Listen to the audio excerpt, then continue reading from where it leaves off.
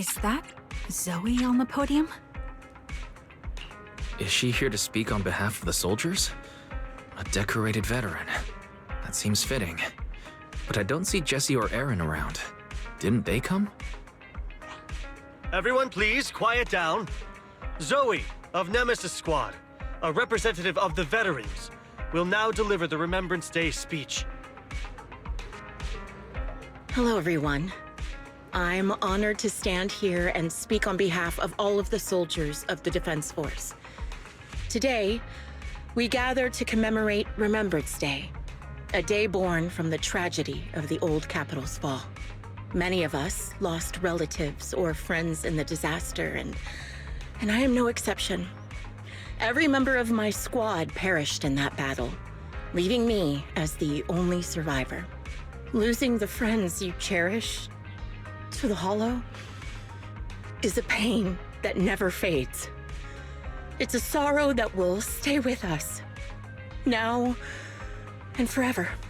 However, to the families of the fallen soldiers, hold your heads high with pride for your loved ones who gave their lives.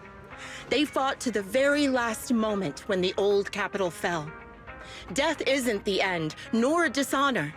It is their eternal medal. They gave their lives facing an unstoppable disaster, exchanging their sacrifice for the world we have today. In doing so, they fulfilled their duties as soldiers to perfection. Without the blood they spilled, Eridu would not have endured, and new Eridu would never have risen from the ashes. In honor of the wishes of the departed, look ahead, people of New Eridu.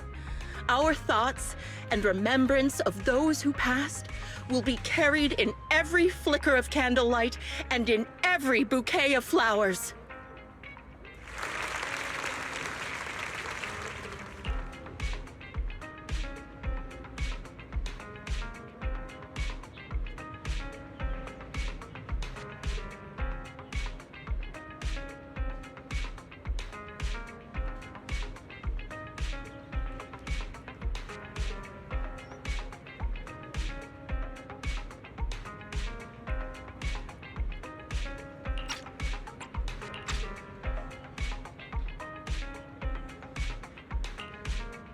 My speech was meant to end here, but since you all seem quite engaged, please allow me to share a little more.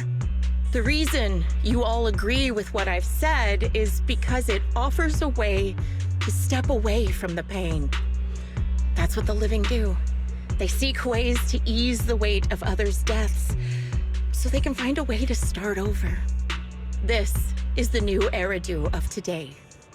A huge disaster consumed the old Capitol, and the people who survived it keep saying things like, treasure the moment and start fresh to numb themselves, hoping to forget the nightmare.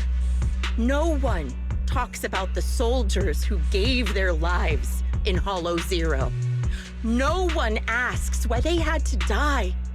The brave gave their lives battling the ethereal onslaught, while the weak survived. This is a new Eridu, built by weaklings. Its order founded upon their way of thinking. Your applause makes me realize you all accept this logic.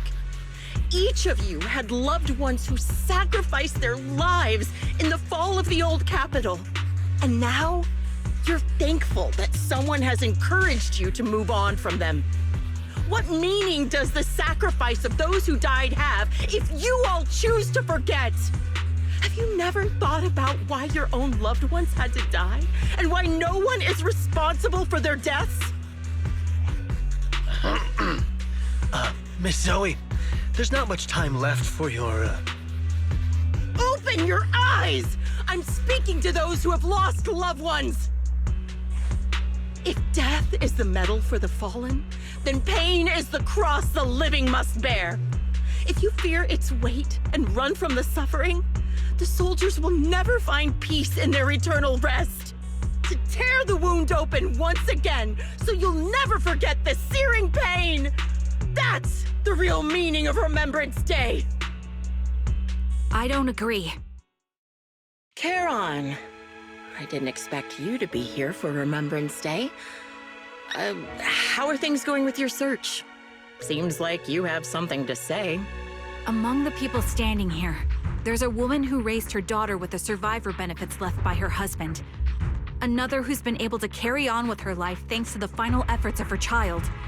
And yet another who's found purpose because of the influence of his late sister.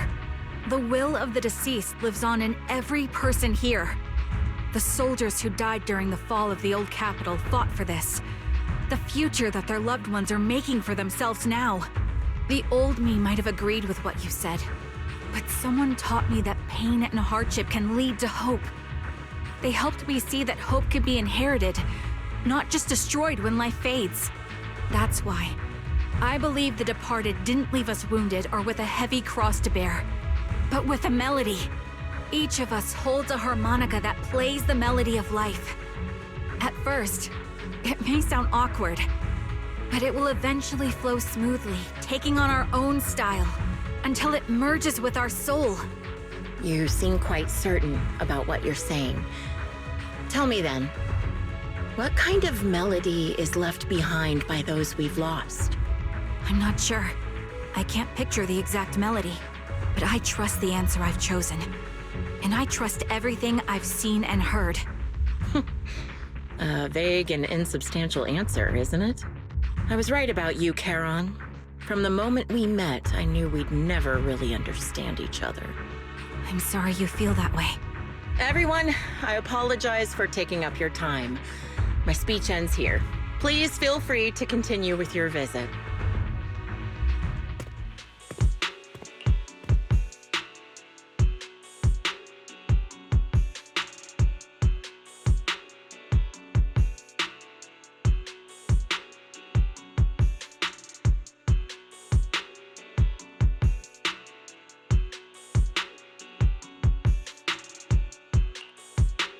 What do you think, Proxy?